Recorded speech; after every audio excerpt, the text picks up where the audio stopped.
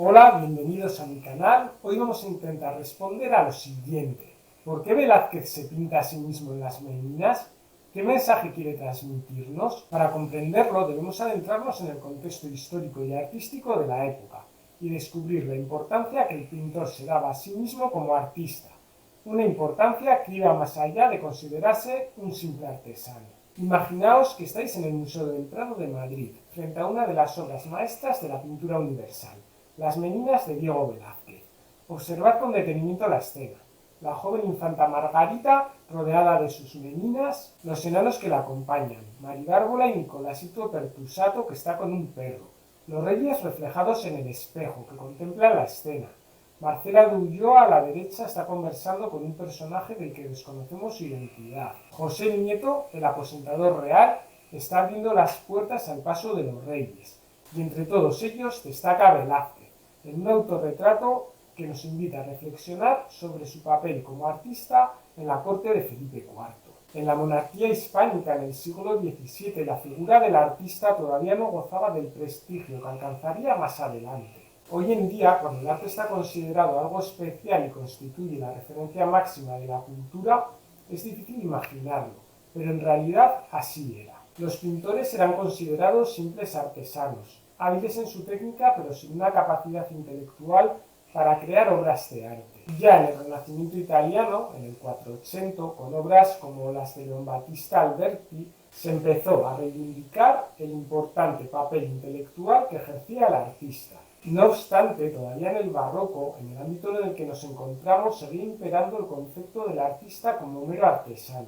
Todavía en el barroco, en el ámbito en el que nos encontramos, seguía imperando el concepto del pintor como un mero artesano, cuyo trabajo era comparable al de un zapatero o al de un cestero. Es importante recordar que para la sociedad medieval y el antiguo régimen, el estamento nobiliario era un grupo social privilegiado, que tenía estrictamente prohibido trabajar con sus manos. De estas actividades estaban exceptuados los trabajos intelectuales, como los que tenían relación con la literatura o el gobierno.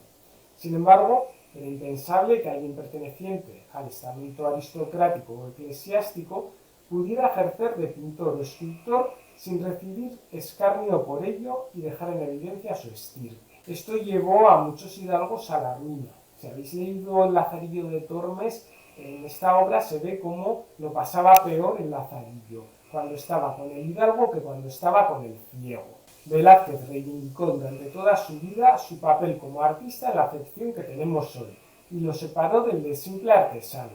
Para realizar las obras de arte que él producía había que dominar disciplinas como la geometría o la aritmética, que estaban incluidas en las artes liberales y que por tanto alejaban a su trabajo de una mera artesanía. Incluso para desarrollar algunas de las obras de arte que produce Velázquez había que tener un conocimiento también de la filosofía o de la teología. Nos encontramos también otros artistas en la Edad Moderna que sugieren a los comitentes por temas compositivos que modifiquen una escena. Por ejemplo, cambiar una Inmaculada por el abrazo de San Joaquín y Santa Ana en la Puerta Dorada, que representan exactamente lo mismo y que tiene dos figuras cuando iba en simetría con una escena de la visitación de la Virgen. Velázquez consiguió que se le concediera el hábito de caballero de la Orden de Santiago, la más prestigiosa de las órdenes hispanas, que muestra con orgullo en el autorretrato de las Meninas. Sin embargo, esto no le fue concedido por la nobleza de su pintura, como él pretendía,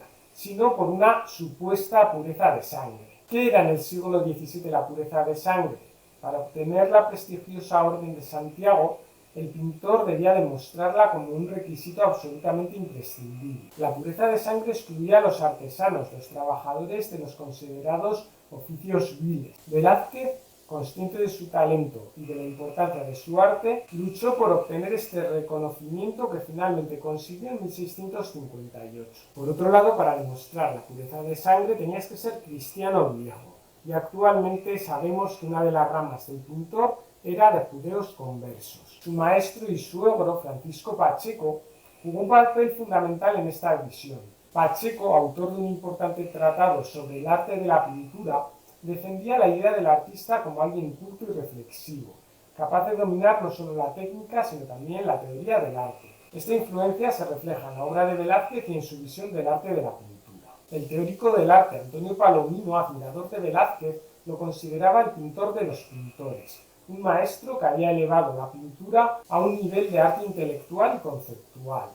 Palomino reconocía en Velázquez la capacidad de crear obras que no solo eran bellas, sino que también transmitían ideas, emociones y valores. Luca Giordano llegó a decir de las meninas que eran la teología de la pintura. Así pues, no debemos considerar la presencia de Velázquez en las meninas como un simple detalle pictórico, sino como toda una declaración de intenciones.